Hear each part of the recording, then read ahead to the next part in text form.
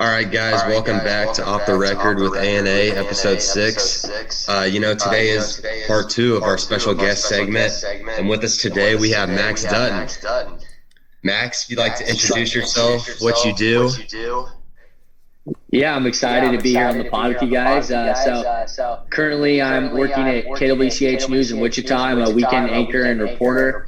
And so finishing up school here this semester, teammates with Aiden, running track with him. And then after that, I'll be moving to Wichita to do the news full time. Awesome. So do you just want to basically get into basically what you do on the news, I guess? Just starting off with rough aspect of what you do. Yeah, basically. So I started actually about 3 years ago at Cake News in Wichita. It's the ABC station down there. I interned there for, an entire summer, kind of just learned the ins and outs of being a reporter. And then for the last year, I've worked in Topeka at the NBC station, KSNT News, and I was a reporter over there. So basically, I would film all of my stories, interview everybody, write the script for it, and then edit the footage completely solo. So that's what we call like an MMJ, which just stands for multimedia journalist, and they kind of do it all. And then now that I'm in Wichita, I'm able to anchor, which is like the dude behind the desk, basically. So Saturday and Sunday mornings on KWCH 12 News, I'm the anchor. And then Wednesday, Thursday, Friday, I'm a reporter, which is just the guy out in the field doing live shots, that kind of thing. So I cover a wide variety of stories. Whatever the big stories are for the day is what we focus on, but also I've done some sports stories here and there, which is fun. Kind of met some cool guys, Roy Williams, Scottie Pippen in the last few months. So Lon Kruger, the OU coach. So a lot of cool people you can meet along the way as well. Wow, and Max, it sounds like you got this thing rolling pretty quickly. You've already got, a full-time job lined up in Wichita once you're done here at Baker. Do you want to kind of tell us about how you got into it, how it all got set up, and man, how you just got the ball rolling? Because it sounds like it kind of just took off for you. Yeah, absolutely. So I've kind of wanted to do this since I was in high school. It's been something, most people our age don't really watch the news. We kind of get our news from social media, Twitter, that kind of thing. But I've been a little different than my peers, and I've, watched local news, national news since I was a kid. And so I knew right off the bat when I went into college, that's what I wanted to do. And then Baker luckily has a TV studio, kind of a little mini TV studio essentially. And so I started up a news show here on campus. And that's what just got the foot in the door at, Cake. And then throughout that, I've basically, the way I look at it is I'm taking the next logical step each year into my career. So I started from an intern to part-time and now full-time. And then my contract with KWCH is 3 years. And so after that, whatever the next logical step is probably what I'll be doing for moving on. Wow. And, just because me and Max have talked a lot about this, he tells me all the time about things he's covering or just different things going on. There's a couple pretty cool stories he's told me. I wonder if you want to share, Max, with, your car accident one. That was pretty cool. And maybe a couple others you've got for us. Absolutely. Yeah. So I have a couple videos pulled up that I can share with you guys, just a quick run through of them. So do you guys want me to share the screen real quick or? Yeah. Yeah, that should work. Okay. Let's see if we can get that pulled up. It says the host disabled participant screen share. I don't know if I could open up. Here we go. I think I fixed it. Okay, that's sweet. Okay, so I'll kind of take you through this one real quick.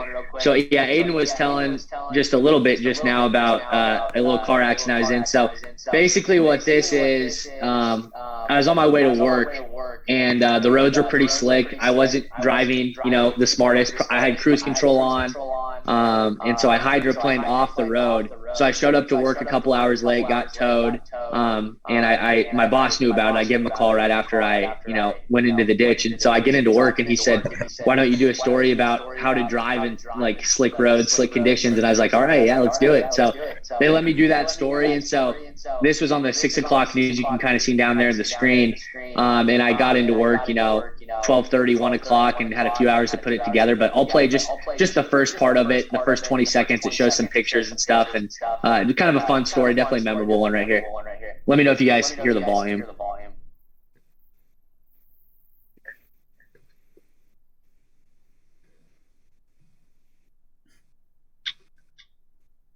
Is it playing? You said you can hear it or can't hear it? It's just like the screen's frozen. I can't. It's like not moving, or I can't hear it. Okay, let me try again. Can you hear anything now? No. Let me try one more thing. Let's see.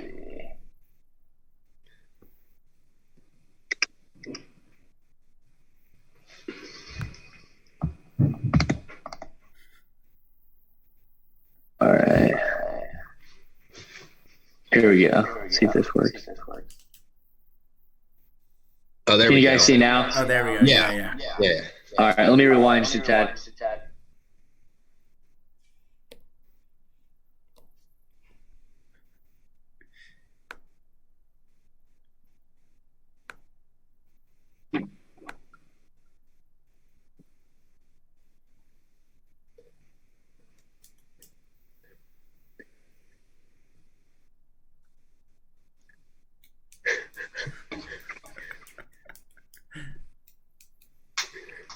There's the Corolla.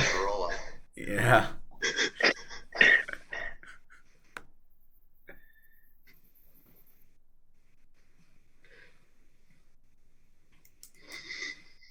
So we won't play the whole thing, but yeah, that's just kind of a fun story there that we did.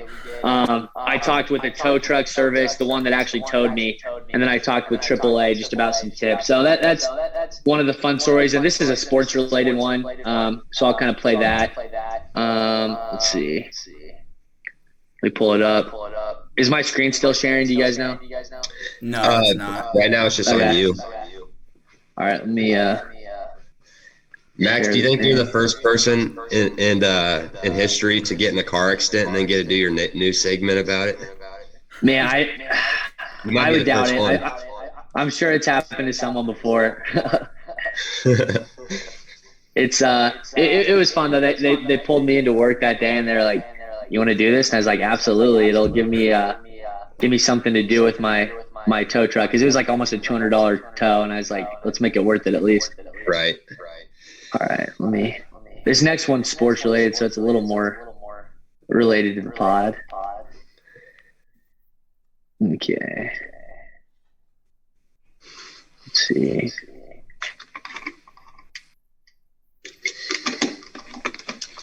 Okay, can you guys see that? Yeah. Yep. Okay. So yeah, this is basically Lon Kruger. He grew up in Silver Lake, Kansas, which is just down the road from Topeka. And this is just a story of him getting inducted into the College Basketball Hall of Fame. So yeah, that was the day I got to meet, Scottie Pippen, Lon Kruger, Roy Williams. So let me get this going. Let's see.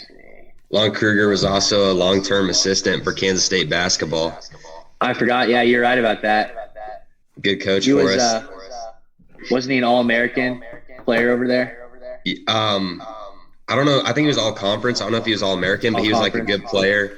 And then, he had a good coaching run. I think it was in the 80s when we were pretty good. And obviously everyone knows about OU. He had a Final Four run there. Just a great coach. Yeah, absolutely. Okay, let's see if this is that working for you guys. Do you see it? No. No, I think you have to click the full screen thing. Okay, let me.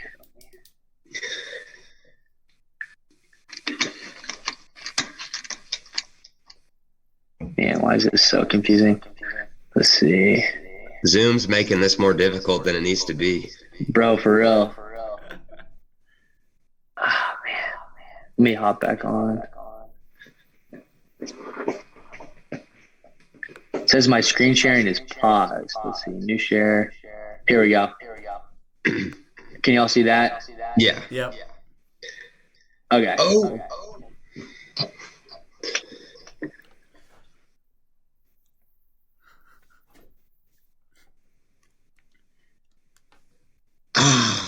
Oh. 8-foot rim. 9 foot. Is that the college experience place? Yeah.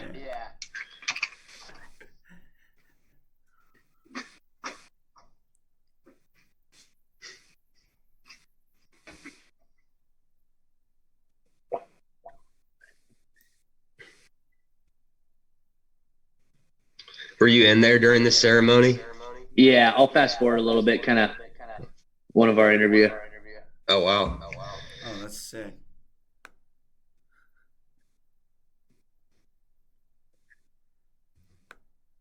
There he is with K-State. Yep. So it's like another couple minutes, but yeah, that kind of gives you the gist there. It was a fun little sports story. So yeah, just been a fun start to the career so far. And anytime I can cover sports, I like to. But usually in TV, we have like a full sports team. So at KWCH, we have 2 or 3 people that are just dedicated to sports. So we only get to do sports when they have like an overflow or if something's like a little bigger and they don't have enough people. So, but yeah. Yeah. I'll have to check you out sometime on the news. Yeah, man. Saturday, Sunday morning, 7 to 9 on CBS. All right. And that's one part that's pretty cool is all the networking. And, I bet, like, obviously you said Scottie Pippen and Lon Kruger. Like, would you say you probably met several people? I mean, and you've only been there for like a year, like not that long yet, and you've already gotten to do things like that. And, just meet some, pretty cool people. Like, how, in terms of that, like, is that one of the better parts of the job is just how much you get to network and branch out? Yeah, absolutely. That's definitely a major plus. I wouldn't say that's like the best part of the job, but it's definitely kind of cool.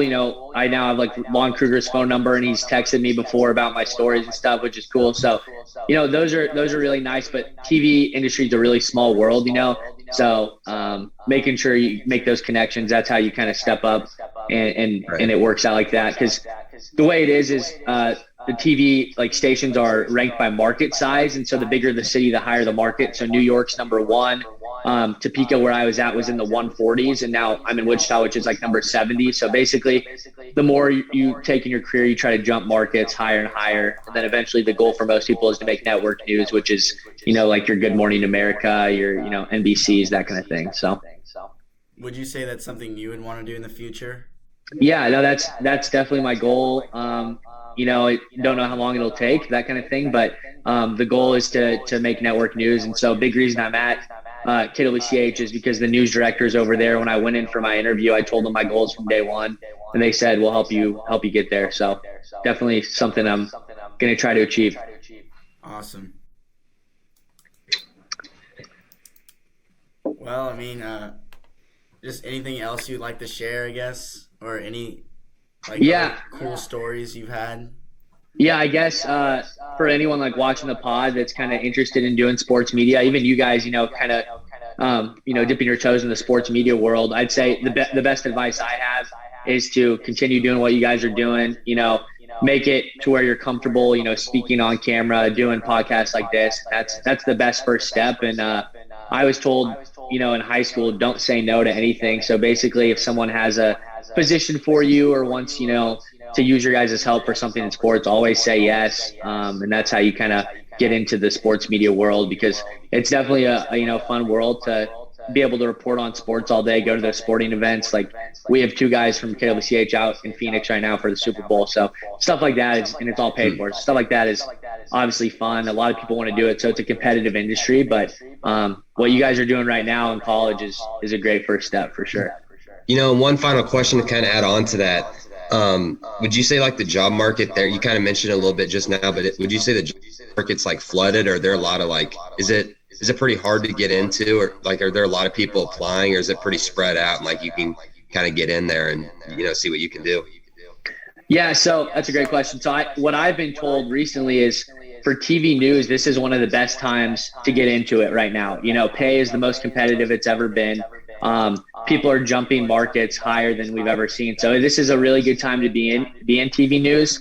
Sports is always a little more competitive than just general news anyway, just because, everyone wants to do sports. So that was kind of my, thought when I went into the industry is I love sports. I consume sports all the time. So I would rather go into the general news category. So I don't have just sports 24/7, but this is a good time to get into news and to get into sports news for sure, because you have people like yourselves doing podcasts, getting on social media, tweeting out all the time. Everyone has a voice and a platform right now because of the way social media is transformed. So there's no better time than right now. So I think if this is something you guys want to do, or anyone watching the pod wants to do, I think it's a great time to do it. That's awesome. I guess thank you for sharing your story and like what you do. And I mean, you're also a college athlete as well. Would you want to talk a little about what you do in college athletics as well? Yeah, so I'm as Aiden would tell you, I'm kind of in the semi-retirement mode right now. But the last few years, I've done cross country and track at Baker. Last year was kind of my best season. I was running 70, 75 miles a week. Got some respectable PRs for NAIA standards. Broke 16 in the 5K. 4:30 in the mile, 4:10 in the 1500. Now I will, gladly say I'm not in that shape. I'm kind of, with the way work is going and school, I'm running like 30, 40 miles a week. So my running days are kind of over at this point, but I'm enjoying it. It's kind of rough to juggle all of it. But I love running with the boys, and, guys like Aiden joining the team have been a huge help. So it's still fun. I enjoy it. I just, that competitive edge is probably gone at this point, unfortunately. Yeah, I like how you put it's kind of like the last dance, just having fun, enjoying the moment. I mean, not many people can say they've already got a full-time job lined up. That's pretty impressive, man. And like, you're a great team leader. It's been fun running with you. Do you kind of want to get into like how, like, because obviously I've heard like you have not a lease, but like you like have a place to stay like permanently in Wichita when you go up there. Like, what's that like being in Lawrence, going to Baldwin, then driving up to Wichita? Is that pretty tough, like managing your time, and like does it feel like you're always on the go kind of right now? Yeah, no, it definitely does. The last year for me has been pretty hectic.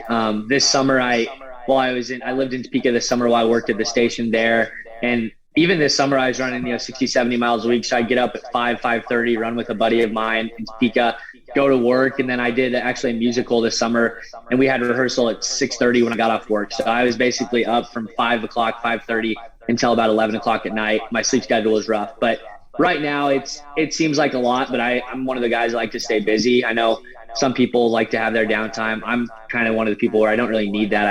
I want to be going at all times. So it's a 2.5 hour drive from here to Wichita, which gets rough, but at the same time, like, the drives over fly by because I'm listening to music or like working on other stuff, podcasts, that kind of thing.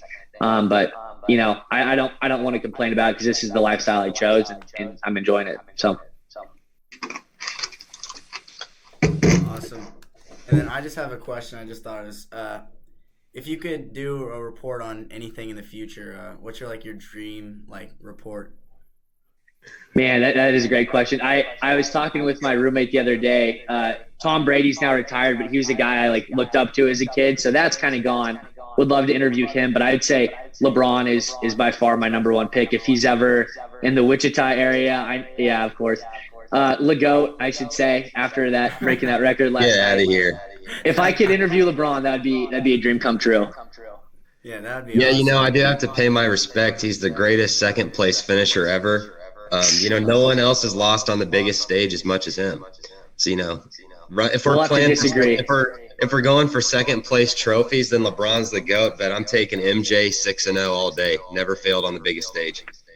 It's hard to argue against MJ, but I think give LeBron a few more years. He's going to get it to 40,000 points. No one's going to touch it. He's the GOAT in my book. Are they going to continue to miss the playoffs in all those seasons, though? And they even lost the game last night, close to a losing record.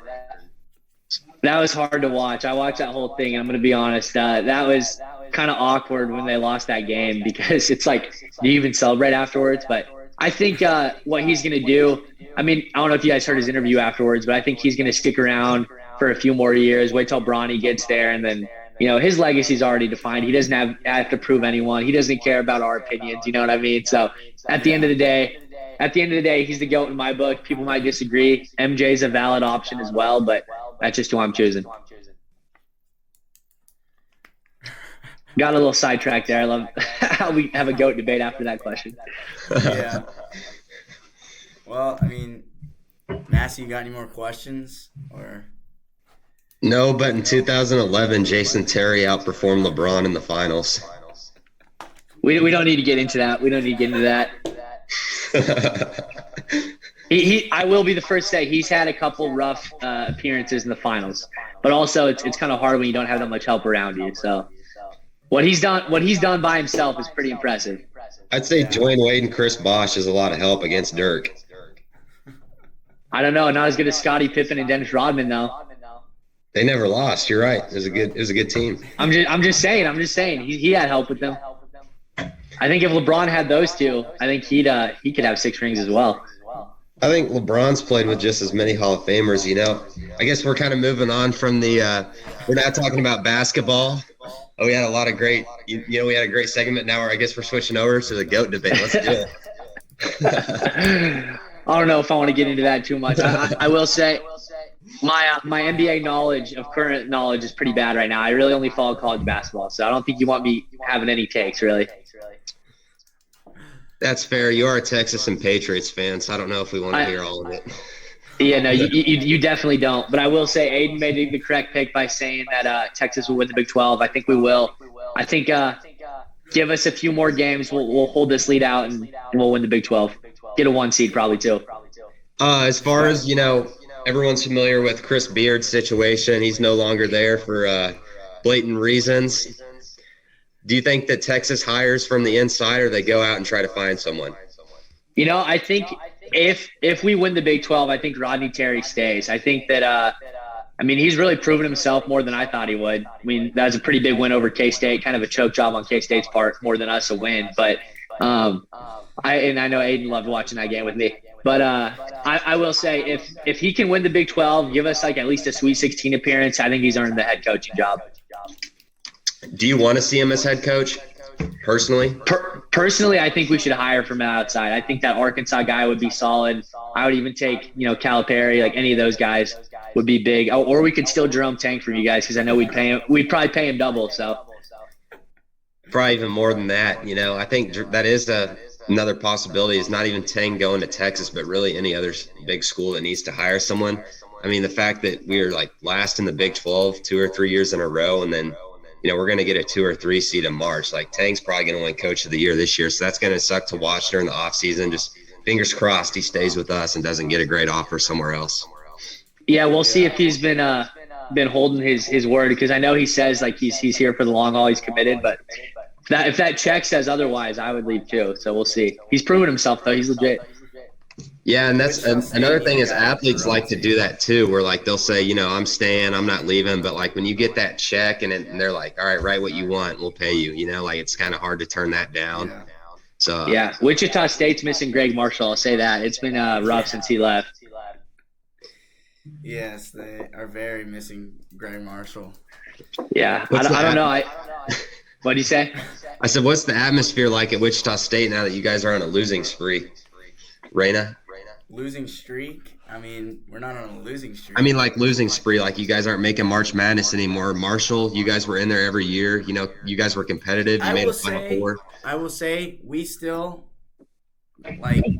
we pretty close sell out the stadium a lot. And especially like big games, especially versus Houston, that game was pretty much sold out last week.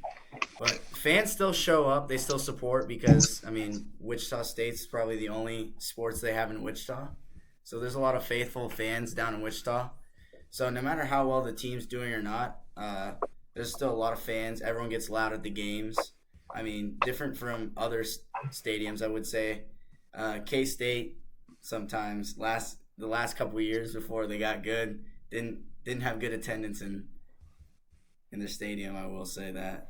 Yeah, it's a football school, so it's kind of hard for especially like people around Manhattan. If we're not winning in basketball, people aren't coming out. So you got Bill Snyder, you got all this great football legacy at K-State. You don't have 14 straight losing seasons like they have over in Lawrence. It's a great football program at K-State. Kind of nice to see us start winning in basketball again. He really had to throw that line in there about KU. So that's disrespectful, bro. Hey, it is true. How many programs give their coach a huge extension after a 14th straight losing season? 6 wins is their Super Bowl. So, it's kind of nice to watch little bro kind of get a little competitive, but we still handled them at home this year. I don't know if you've seen the stats of the KU versus K State all time wins in every sport, but it's still pretty lopsided. So I don't know if we can really say little bro at that point. If you check out if you check out the sport that most people care about, which is football, from 1970 on, we have dominated them. If you look at the record, so in our lifetime, in your dad's lifetime, and in most of your grandpa's lifetime, we've crushed them at football. Okay, okay. I will say this though. One thing. K State fans for some reason have a hard time rooting for KU when they're not playing K State. But for some reason, KU fans, that's fine. They'll root for K State. What's up with that? I don't know if that's true or not. I don't believe that because no, I don't think I agree with that statement because growing up, all my KU fans, like all my friends that were KU fans, they'd always root against K State. So personally, that's not true for me. I've always seen it's a rivalry that we always root against each other. I don't know, man. I think it depends on the type of fan. Maybe the guys our age, you might be right. But the older fans that have been around. Like on Saturday, I was asking some of my friends, hey, you guys cheering for K-State because you guys need Texas to lose to make the Big 12 race closer? And they're like, no, I don't really care. We'll beat Texas twice anyway and win the Big 12. Yeah, KU fans are delusional if they think that's going to happen. I think Big 12 is either going to be it's either Iowa State, Texas, or K-State. I don't think KU is even in the mix, to be honest. Hey, in the Big 12, though, pretty much almost every game is whoever has home court advantage. Yep. Agreed. Although if KU wins in Austin, that'll be rough. That'll shake things up a little bit. Yeah. K-State. We're all Texas fans that day. Oh, yeah. We're all rooting for Texas. Yes, sir. Hook 'em against baby. KU. Got to throw that up. I hope KU loses all the rest of their games. The one thing I will say, though, is Bill Self has done an incredible job. I think it's hard to not say he's one of the better coaches in college basketball. But, just watching some games at Allen Fieldhouse, man, it feels like games are always close there. And, it's always some calls that, never go the away team's way. It feels like KU in a lot of those close games. The refs are helping them out. It's always close, you almost beat them. Texas Tech almost beat them this year. Man, they always got games coming down to the wire. Everyone knows they pump noise in that stadium. But, are the refs in collaboration, too, is my next question. It's time for me to hop off if we're going to be talking about the refs, man. That's bad. That's bad. You just lost all credibility. I'm just joking, guys. Are you really? No, I don't think that was kind of a joke. I don't think the Big 12 refs are in on helping KU. I do think Steve Mikhailou took 7 steps in 2015. You can look that up. That one's on YouTube. But no, I think KU's a good program. Speed did travel. I'll give you that. I would say KU is struggling to give Jalen Wilson help. Well, the thing is Jalen Wilson isn't efficient at all. If you Google his points, right, it says 21.5. But if you go and look at his percentage, he's shooting 40. I think it's 41 or 42% from the field, just overall. That's not great shooting. You take 30 shots a night, you're going to get the points. But I think that, kind of him being KU's stud player this year, that, he is their number one guy that's going to take those shots. He's going to get all those looks. The numbers are good, but I think you have to look deeper than that. If you look around the Big 12, guys like Mike Miles, Keontae Johnson, even Marcus Carr for Texas, there's guys that are scoring close to him and they're way more efficient. Yeah. I could say that, but it's also tough when you have a lot of nights where Grady Dick is going from 3 for 10 from the 3-point line or whatever. But I will say Grady Dick, he's very up and down. They're going to need him in March if they want to win. I mean, they got him against Texas and they pulled out a win there. So they can beat the good teams, but they're going to need other guys to score besides Jaden Wilson. I think KU is a Sweet 16 team at best this year, to be honest. I don't think they're making it past that. Too inconsistent. Do you guys think it's fair to say that Grady Dick, with all the hype he's gotten, McDonald's All-American, I don't know was he number 2 or 3 in the class, whatever number he was, obviously very highly rated 5-star recruit. I wouldn't say he's been disappointing, but if you look at his numbers and you watch him play, there's a lot of games where he's been a non-factor. How do you guys weigh in on is Grady Dick overhyped, overrated? Do you think he'll be good in the NBA? What do you guys think? I don't know. I feel like he's a good talent. He has good talent. I just feel like he's lacking confidence sometimes. He's scared to shoot sometimes, or he's scared to drive the ball, or like just some things he's just not fully confident, and that's what I've heard them talk about sometimes with Bill Self is trying to get him more confident. Yeah, I think the big thing is he just needs to be consistent because when he's on, man, he's the best player on the court. Like he had some flashes of greatness against Texas there, and I mean, there's even some defensive plays that he'll make where it's like, all right, this dude is an NBA prospect, but he just needs to clean it up and have a little more consistency. And then I think he's the best player on the team, to be honest. He's got the highest ceiling out of anyone on that team. And I mean, he's a Wichita kid. It's hard not to root for him. Yeah, and he's got, if you watch him play, there's a lot of games where, he missed some shots, but he's got like a smooth looking jumper. He's got all the mechanics, dribbling. I think he's a good passer as well. I think he does have a lot of potential. I would just like to see him, instead of Jalen Wilson being the guy, I think it'd be kind of nice. Like, KU's going to make a March Madness run. I think he needs to step up and help them out a little bit more. Absolutely. Could we see 4 Big 12 teams in the Final Four? Oh, I'm going to say incredible. no because that would be that would be nasty. But I don't think that's just the way the bracket would shape up. I don't think that would be possible of happening. Yeah, I agree.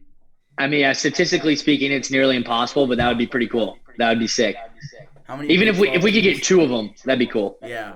Here's my take is I think 9 of the Big 12 teams should get in. I think Texas Tech should be left out. But here's my thing is you take OU, who's the second worst team in the Big 12, right? If you look at the standings, they're 9th.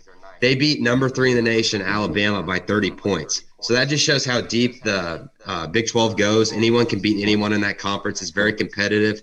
There's no off games like every other conference has where it's just a free win. I think there's a lot of teams in the Big 12. I think Oklahoma State, West Virginia, if those teams were in different conferences, I think they would have a lot better record. Yeah. Big 12 is by far the best conference. I don't think there's anything arguing against that.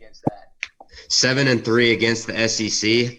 And that was with Mike Miles going out to start the game for TCU, and Iowa State was banged up as well. So, just an absolute dominant performance a couple weeks ago in that showdown. Real. Yeah. One of those teams, though, coming out the win was Missouri, your favorite, Massey. They're a joke of a program. Anytime you've been around for that long and you have a whole state to yourself, K-State and KU, those are 2 D1 schools, right, in the same state. Oklahoma, Oklahoma State, those are 2 D1 schools in the state. A lot of states you have to compete with someone else to get recruits and to get going. Missouri State is just a non-factor, so Missouri has the whole state to themselves. They have a lot of talent coming out of there. And, in their history, they've gone to 0 Final Fours, and they haven't won anything in football. So, how annoying their fans are and how much they like to boast, it's kind of ridiculous. They're a joke of a program. And, they just continue to have bad hires and don't make runs. I agree with you completely on that one. I got to go to class here, so I'm going to have to hop off, but I think that's a good note to end on. I think we all agree Missouri sucks. All right. Yep. Yes, sir. Thank you, Max, for joining us. Thank you guys for tuning in. We'll see you guys next episode.